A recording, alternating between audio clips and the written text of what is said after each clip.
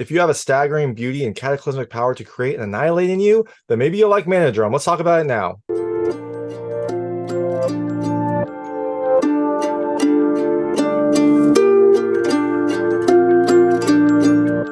Hey everyone, it's David Stark from Watch or Pass. Today I'm here to talk to you about Manadrome, which is coming to theaters on November 10th, 2023, and digital and on demand on November 17th, 2023. It is a new kind of slow burn thriller slash psychological drama about one person who's dealing with all sorts of like repressed emotions and anxieties, and the path that he takes to discover a way to kind of explore that, and maybe it is good or bad. My hot take is I actually think you should pass on it. Look, it kind of pains me because it is an interesting movie. It has an interesting premise and a great cast.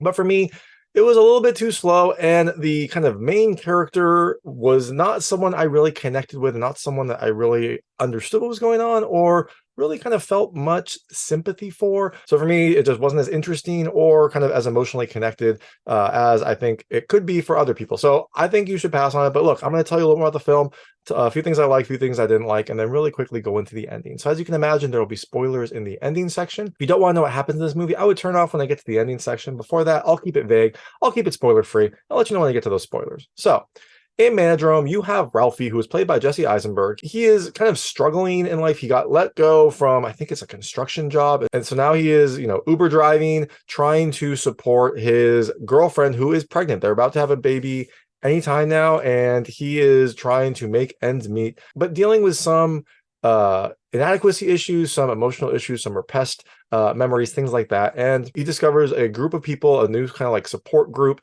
that could turn his fortunes around, but maybe it's kind of not for the better. So things I liked about this movie. The first, I love the cast. You have a fantastic cast here. You've got Jesse Eisenberg, who, look, I didn't like his character, but Jesse did a really good job portraying Ralphie. He kind of fully transforms for him. He is awkward. He, is kind of emotionally repressed. He is repressed in all sorts of ways. And Jesse Eisenberg does a fantastic job with that. I really love Adrien Brody as this character, Dan, who connects with Jesse and kind of becomes almost like a mentor father figure to him.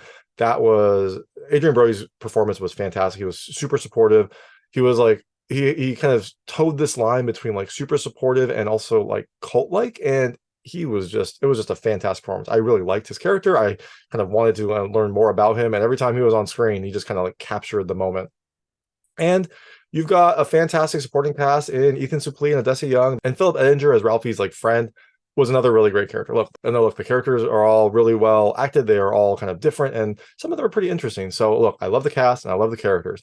Second thing I love the music. It has this really kind of great music throughout. Some of it's a little bit sinister, some of it is beautiful, but it definitely kind of sets the tone, especially for a film like this, a slow burn kind of thriller drama movie where you've got some like long scenes, some emotional scenes. The music can really help elevate that, and it definitely does. And the last thing I love the cinematography. It is really, really well done. There are these long tracking camera shots, especially early on, that are very, very impressive. I loved seeing them. I thought it was like, I kept wondering when the cut was going to be, and they didn't. Like, there's a scene in the gym when they follow Ralphie through hallways and lockers and things like that. It is just a very, very impressive shot. And the film is just really wonderfully shot. The kind of mood is kind of perfectly framed. Ralphie's character is perfectly framed. Even though I didn't like Ralphie's character, I thought that they did a good job exploring it, and the camera work and the way that the film tracks it definitely helps to tell the story. So all that being said, things I didn't love as much. The first, it's slow. Look, I didn't love the story very much. It deals a lot with like Ralphie's development, Ralphie kind of like growing into a different person and kind of dealing with some of the emotions that he has repressed, and it just wasn't that interesting for me. Sometimes it kind of took a while to get to where it was going, and sometimes it felt like Ralphie was really, really fighting, which I guess is a natural response, but to me it just meant that he didn't have a ton of like emotional progress through this. The second thing I didn't love as much, it's strange. Like I said, I didn't connect with Ralphie's characters, so I didn't really understand like what his deal was and like what was going on with him. A little bit later, you get some more information about what is happening, but before that, he just kind of acts manic. He has these strange kind of visions. He has these strange reactions to things. It just feels like he is kind of a loose cannon a lot of times, but also like a very quiet, repressed loose cannon. So I didn't love his character. I didn't love some of the things that he did, and so that just made me not connect with the film and his character, which is not good when you don't connect with the main character. It doesn't really lead to a very enjoyable experience. Like I said, Very, very well acted, just not really for me. And the last thing I didn't love, this is a very minor point. There is kind of a scene towards the end that is supposed to be a very emotional scene. I think they could have made it much more emotional, but you kind of have a jump. Basically, something gets destroyed, and there is a build up to it, and then the next scene, it's already been destroyed. I think if they would have shown the destruction of it, it would have been a lot more emotional. It would have been more impactful. They could have had maybe slow-mo, some music, things like that to really kind of build up. To me, it just felt like I don't know if they didn't want to destroy stuff. I mean, hey, it's an indie film. Maybe they didn't have the budget to destroy stuff. But basically, you see like the before and you see the after. You don't see the in between. And it kind of was a weird jump for me. So all that being said, Manadrome is coming to theaters on November 10th, 2023, and digital on demand on November 17th, 2023. I think you should maybe pass on it, but maybe check out the trailer, see if it looks interesting to you, see if you connect with Ralphie's character more, and maybe it'll be for you. So I'm gonna go into the ending right now. If you don't want to know what happens in this movie, I would turn it off now because there will be spoilers. So, like I said, Ralphie is trying to make ends meet. He gets laid off from his job. He's driving an Uber. He's not great at it. He's a little bit awkward sometimes, and so he is struggling. He's struggling with like how to support his family, how to support his growing family. He's very worried about bills, as I'm sure we all are, especially if you're gonna have a kid, you're worried about the expenses. So that is at least relatable. But Ralphie also is kind of like obsessed with the gym. He goes to the gym like crazy, obsessed with like his physique, his his like presentation. He has like a close cut haircut. He looks at himself and flexes in the gym, which who doesn't, right? But he also seems to be dealing with some repressed emotions. There's a little bit of like a queer undertone to a lot of the things that he does, and he is kind of an awkward character. He's not an expressive character, so it just comes off as fairly awkward. Like he'll like stare at someone who's at the gym. You're not sure, like, does he want to have that physique? Maybe he does. Or does he want to have that person? Maybe he does. And so there are some weird mixed emotions in there. But to address his like need for money, one of his friends, played by Philip Ender, introduces him to this person named Dan, this character played by Adrien Brody, who kind of runs this, I don't know, like family group essentially of other men who kind of like have come together around him and support each other. They all live together. Dan seems to be doing really well. He seems to have a lot of money. He kind of like takes everyone out to a meal. He pays for it. Ralphie is kind of like uncomfortable at this. He like tries not to eat too much at the meal. He tries to like not order too much food because I don't think he wants, because I think he thinks he's gonna have to pay for it and doesn't want to like and doesn't want to, things like that.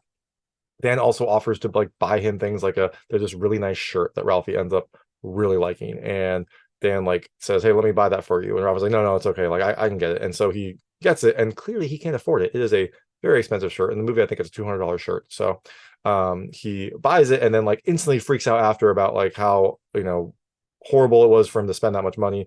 But through this, Dan and the rest of the group are very supportive of him. They like try to like bring out his inner power, try to tell him that he, has a strength in him, things like that. Now, as Ralphie gets kind of further into this world, originally you think like this is gonna be like a crime thing, like they're gonna ask him to do a job. He's gonna have to like go do a job to help support them. But no, eventually he like gets more into the fold and finds out more about this group, and it is like essentially a family of men, of like-minded men who have all gathered around this character Dan, and they feel kind of like, I don't know, right-wing-ish, incel-ish. They all kind of talk about their inner power. They all talk about like the power that society is oppressing them, and like that they kind of want to be assholes, but society's telling them they can't be. And so, sometimes you gotta let that out.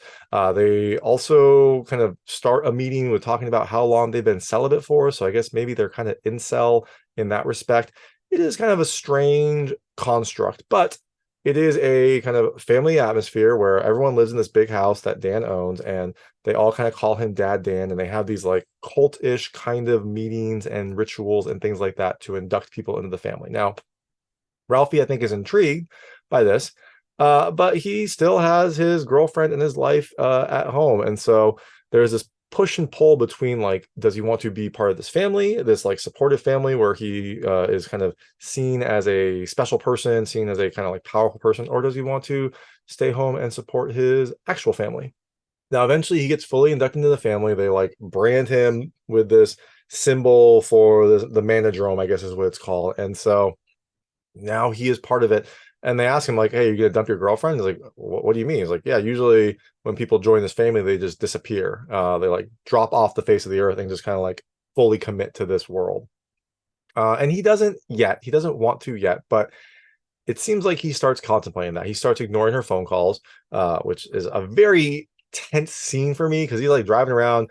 You know that she's calling. You can hear his phone, and he just ignores it. Like, dude, your girlfriend's pregnant. You're about to have a kid. Like, pick up the call. So, like I mentioned, at the mall, he kind of like he buys this shirt that he can't afford, and also at the mall, one of the other characters in the family, this character Brad, runs into like an ex-girlfriend and ex-wife who is like shocked to see him because she's like, "I thought you disappeared, like I thought you were dead." She has no idea what's going on, and they have this like confrontation. And the group tries to like get him to leave, but he stays. And as they're like leaving, and Brad is like talking to his ex-girlfriend or wife, they talk about how like look at him groveling, look at him like trying to like pretend to placate her, things like that, like kind of toxic masculinity kind of comments. And so this then causes Ralphie to freak out. He starts, saying like, "I'm an asshole, like I bought this shirt I can't afford, like what am I doing, what am I doing?" And the group collapses around him and like talks to him about like, "Oh, you're an asshole, well then do something about it, take back your power, Ralphie." And so this causes him to kind of like go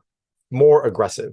He beats up someone, random person in the bathroom. He then like takes a bat or something to this person that he had like imaginary beef with. It was just this Santa outside his wife's or girlfriend's work who was ringing a bell, but he had these visions that he was like doing things to harass him. And so he like goes and just like smacks the guy with a bat and keeps walking. He does some very strange things, but other things he also does is he fully moves into the family. He gets home. He has a fight with his girlfriend. She, is clearly concerned with this change that's happening to him. He's not talking to her. He's being strange. He's like leaving for long periods. And so she has a fight with him saying like, "Open up to me, Ralphie. What's going on?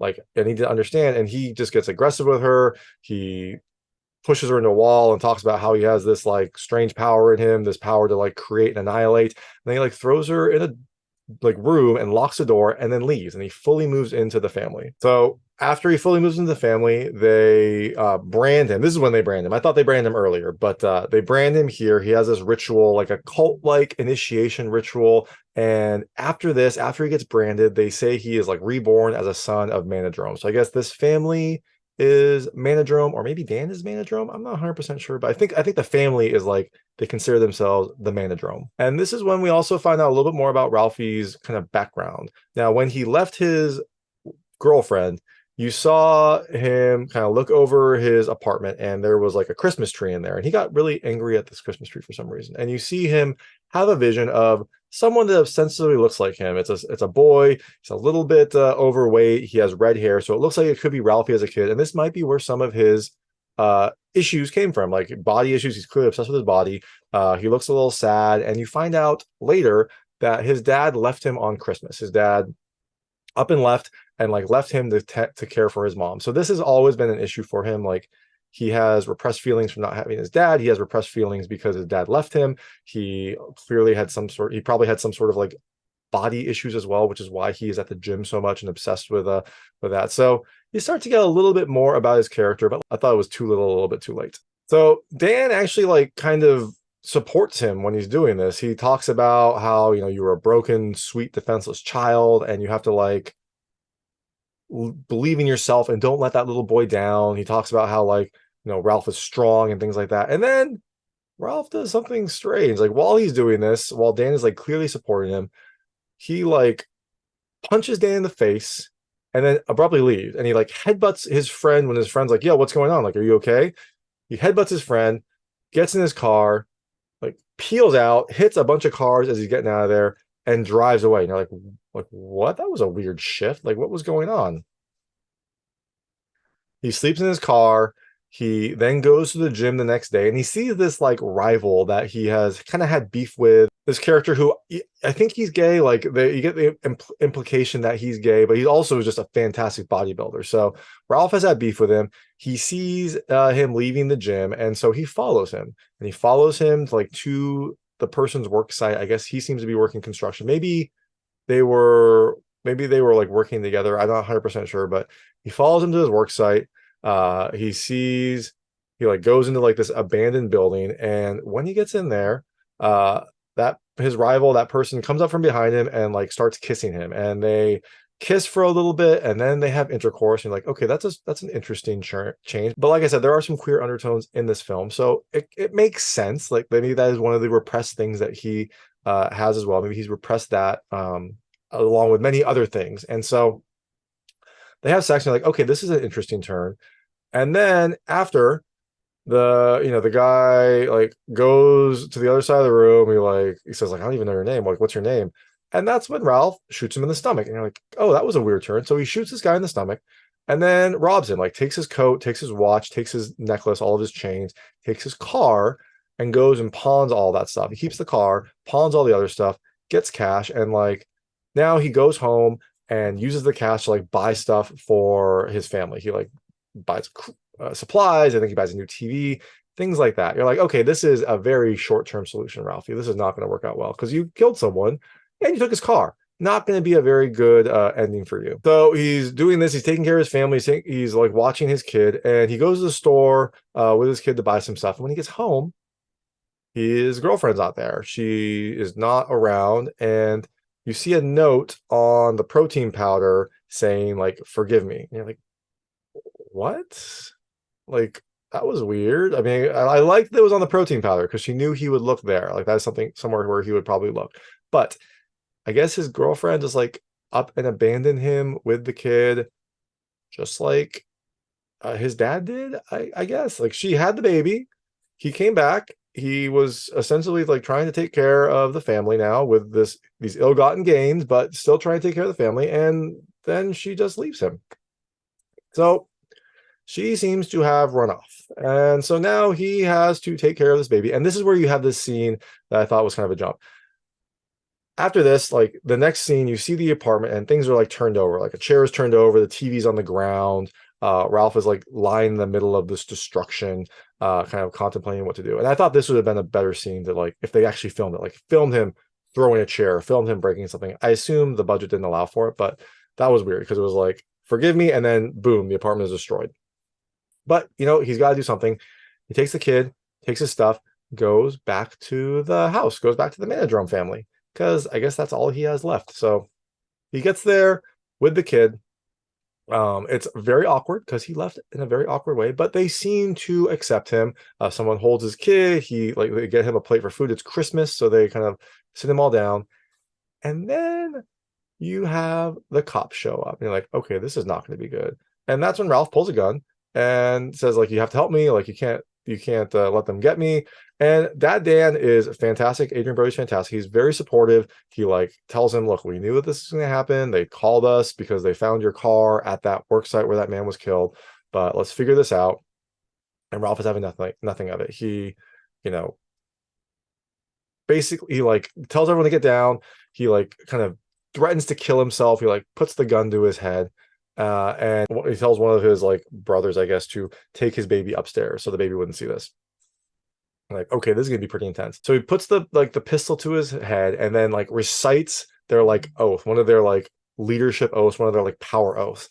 And everyone's reciting it, and you're like, okay, this is interesting. He's like taking over control. He's like being the leader here. And then you hear a gunshot, and you're like, uh-oh. But then you see Dan shot in the face. And you're like, okay, that's weird. He like shot Dan in the face. So Dad Dan is now dead. And that is when a cop comes into the house and he shoots the cop as well, grabs one of the other characters' cars, drives off, tries to flee. You're like, Ralphie, you're making some really bad decisions. This is not going to end well for you. He drives for a bit, ends up abandoning the car and running into the forest. And so you're like, okay, weird. And he goes to either like a mental institution or a retirement home. And when he gets there, he breaks in and just goes in and starts like eating their food because he's super hungry. He's always carb loading, so he definitely carb loads here. He like grabs a bunch of bread, starts eating, and someone comes in and is like, "Can I help you?" And it's this like very tall, very nice person who's like, "Can I help you?" And Ralphie pulls a gun on him. He's like, "Yo, like, I don't know what's going on with you, but I just want to help." And that's when Ralphie puts the gun to his head and pulls the trigger. And nothing happens. He's out of bullets. He wasted them all. So then he passes out. The next scene you see, he's like in a bedroom in this home. I think it's called like the Sutter home. And he's in like hospital type garments.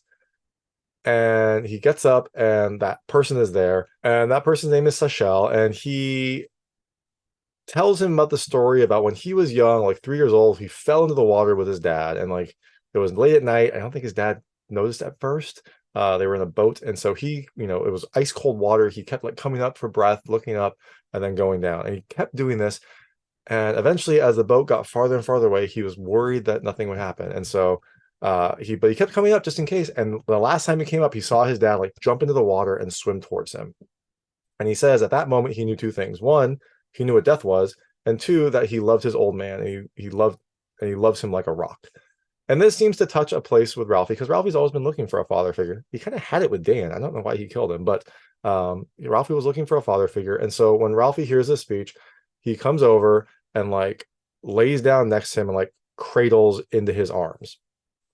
And Sachel, allows this, and he looks out the window, and you see cop cars coming. So you know that the cops are coming for him. You know that he is going to get arrested. But it seems like maybe Ralphie is finally at peace here, I guess. And that's the end of the movie. That is Manadrome. Like I said, I didn't love it as much as I expected to. I thought it'd be fantastic, especially with this cast. And the cast does a really good job. I just didn't love the story. I didn't really connect with Ralphie as a character. So that is Manadrome. It's coming to theaters on November 10th, 2023, and digital on demand on November 17th, 2023. So if you see it, let me know your thoughts. Let me know what I got right. Let me know what I got wrong. I'd love to hear it. Love to hear, any other takes as well. Because look, maybe your experience is very different from mine. So if you see it, please let me know what you thought. And thanks so much for watching. If you like this review, please like and subscribe to this channel. It helps me out a lot. Make sure all my new content goes straight to you. Thank you.